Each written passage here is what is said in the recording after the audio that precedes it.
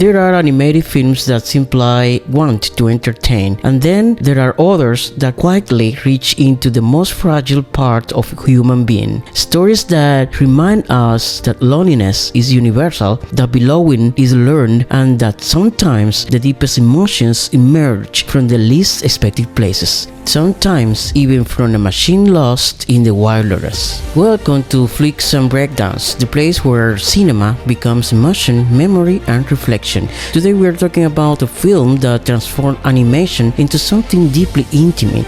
A story about connection, survival, and emotional awakening. A movie where nature doesn't feel like a backdrop, but like a living presence watching over every moment. This is the story behind The Wild Robot. From its very first moments, the film creates an unusual emotional atmosphere. The forest feels ancient, quiet, alive in a way that almost seems spiritual. Wind moves gently through the trees, animals observe from a distance, and somewhere in the middle of that untouched world stands Rose, a robot designed for efficiency, suddenly surrounded by life she doesn't fully understand. And that's where the emotional core of the film begins. Because The Wild Robot isn't real about technology, it's about learning how to care. The movie is based on Peter Brown's beloved novel, a story prized for its emotional simplicity and philosophical warmth. Adapting it into a feature film was never going to be easy. Much of the book's beauty comes from silence, introspection, and emotional subtlety.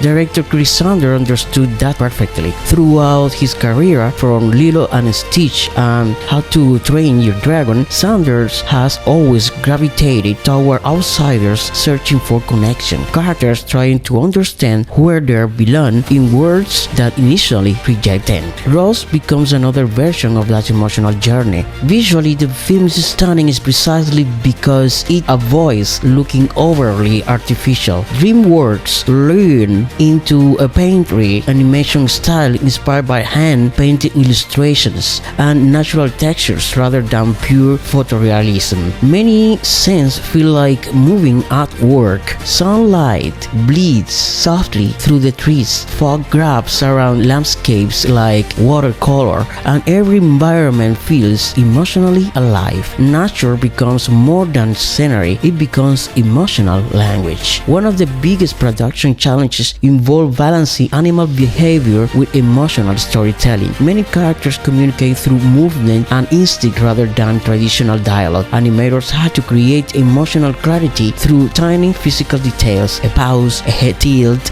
a hesitant movement. Every gesture mattered, and that subtle emotional work extends into the voice performance as well. Lupita Nyong'o brings extraordinary warmth to Rose. Her performance evolves gradually throughout the film. At first, her voice carries the calm precision of a machine, but slowly, almost invisibly, emotion begins to emerge. Curiosity, fear, attachment, not through dramatic speeches, but through small emotional shifts. The cultural context surrounding the film also makes it especially interesting. We live in a time where conversations about artificial intelligence are everywhere. Most stories about AI lean toward fear, control, and dystopia, but The Wild Robot chooses a much gentler path. Instead of asking whether machines will replace humanity, it asks whether empathy can be learned through connection. And that question gives the film remarkable emotional depth, because underneath the science fiction, there is a story about parenthood, vulnerability, and emotional growth. Rose doesn't discover love as an abstract concept. She discovers it through responsibility, protecting someone, listening, waiting, staying. The film turns those quiet acts of care into something profoundly moving,